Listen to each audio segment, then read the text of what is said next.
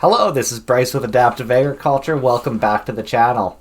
What we wanted to talk about today was the user settings and the notification system. What we're going to do is go up to the top right hand side with the name and the initials, and we're going to go ahead and click into user settings. So what you can do is type your name, type your phone number in. You can go to notification preferences, opt in or opt out of them, and then notification methods, email or text message.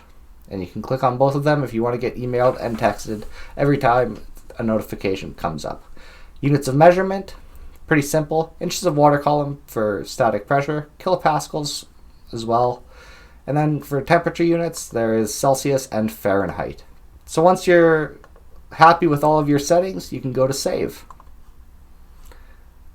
And then for notifications, what we'll do is go over to devices again, head into your name. You can click on this device. Okay, so what we'll do is set up a notification. Say every time your power goes out, you want to get texted or emailed.